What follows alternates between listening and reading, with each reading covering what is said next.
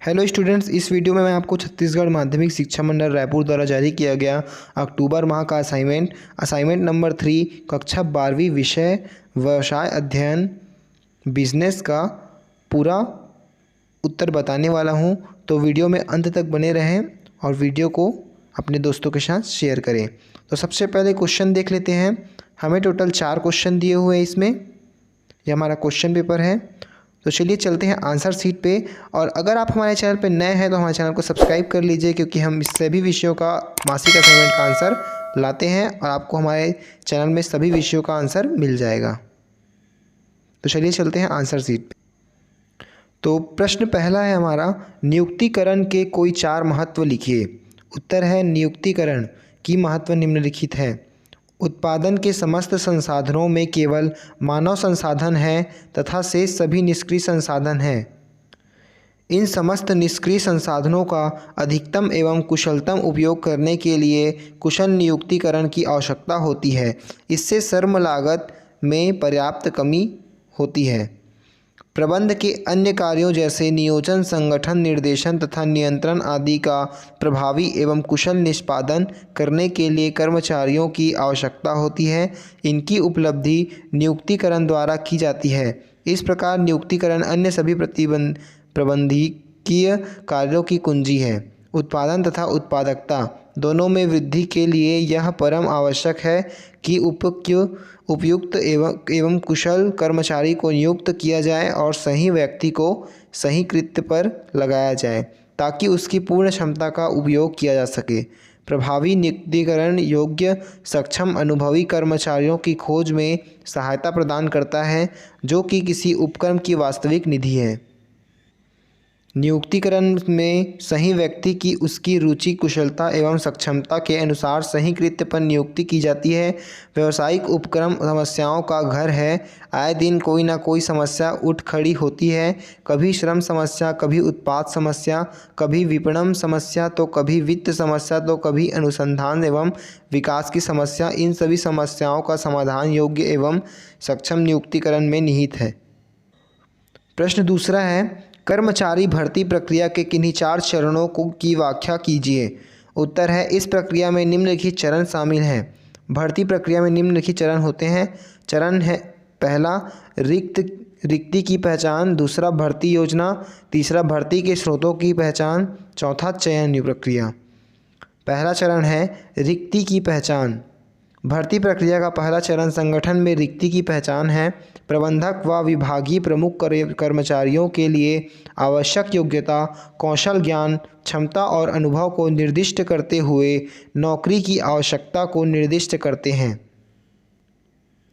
दूसरा चरण है भर्ती योजना। संगठन में रिक्ति की पहचान पर HRM भर्ती प्रक्रिया के कुशल निष्पादन और उचित समय में उपयुक्त कर्मियों की उपलब्धता सुनिश्चित करने के लिए एक योजना तैयार करता है। योजना में रिक्त पद के लिए नौकरी निर्देश तैयार करता है शामिल है, जिसमें आवश्यक जिम्मेदारियों, कौशल, अनुभव और योग्यता के बारे में जानकारी प्रदान की गई है। नौकरी के लिए वेतन संरचना, संभावित तिथि जब कर्मियों को नियुक्त किया जाएगा, अस्थायी या स्थायी और नौकरी से संबंधित अन्य विवरण।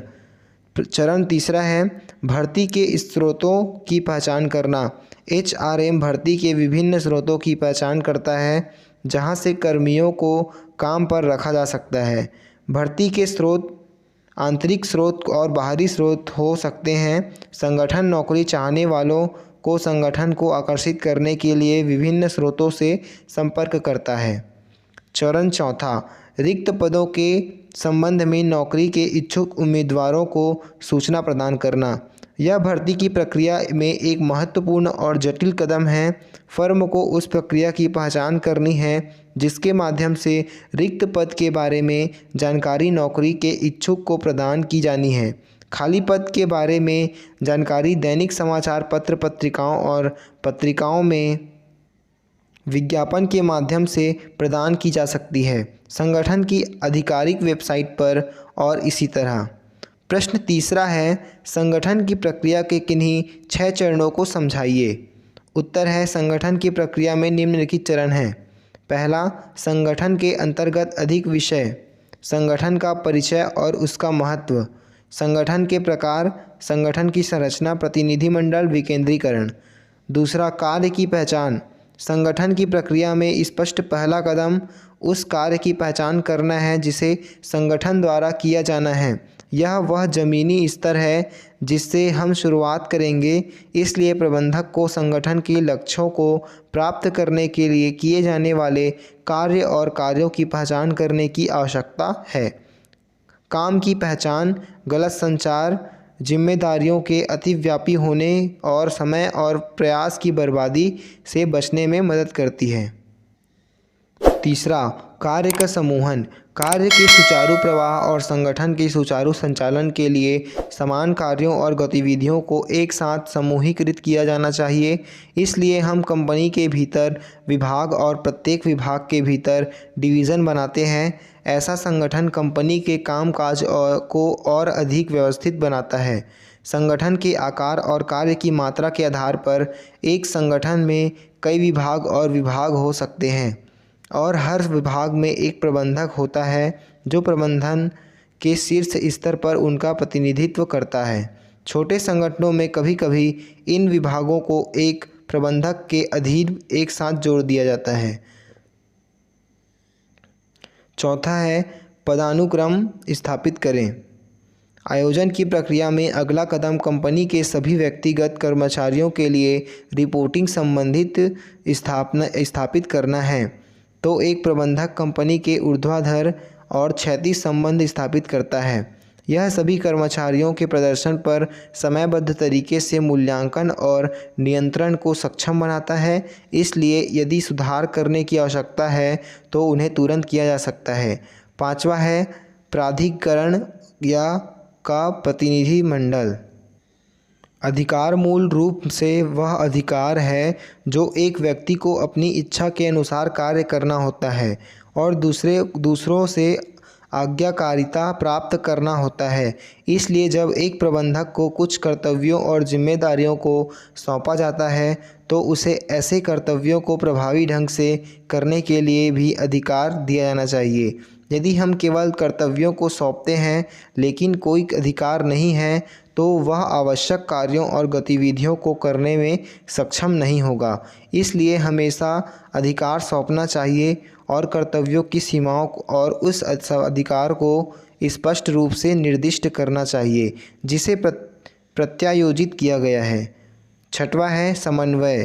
अंत में प्रबंधक को यह सुनिश्चित करना चाहिए कि विभिन्न कर्मचारियों और समूहों द्वारा की जाने वाली सभी गतिविधियों अच्छी तरह से समन्वित हो, अन्यथा यह कर्मचारियों के बीच संघर्ष, काम के दोहराव और समय और प्रयासों की बर्बादी का कारण बन सकता है।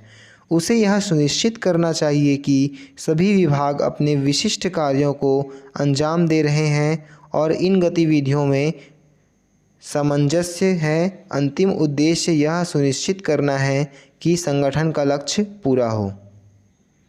यह वीडियो आपकी सहायता के लिए बनाया गया है, तो वीडियो को एक लाइक ज़रूर करें और अपने दोस्तों के साथ ज़रूर शेयर करें। प्रश्न चौथा है, औपचारिक और अनौपचारिक संगठन में कोई 6 अंतर स्पष्ट कीजिए। उत्तर है, पहला, उद्भव। औपचारिक संगठन नियमों एवं सिद्धांतों के आधार पर जानबूझकर उत्पन्न, अनौपचारिक संगठन व्यक्तियों की अतः व्यक्तित्व क्रियाओं से स्वतः उत्पन्न। दूसरा, उद्देश्य। औपचारिक संगठन का उद्देश्य होता है प्रबंध द्वारा निर्धारित कार्यों को संपन्न करना। अनौपचारिक संगठन का ध्येय होता है समूह के सदस्यों को सामाजिक संतुष्टि उपलब्ध करवाना। संहिता या चार्ट। औपचारिक संगठन में एक लिखित संहिता या चार्ट होता है जिसमें प्रत्येक कार्मिक के उत्तरदायित्व व कार्य लिखे होते हैं। अनौपचारिक संगठन में अलिखित आचार संहिता होती है।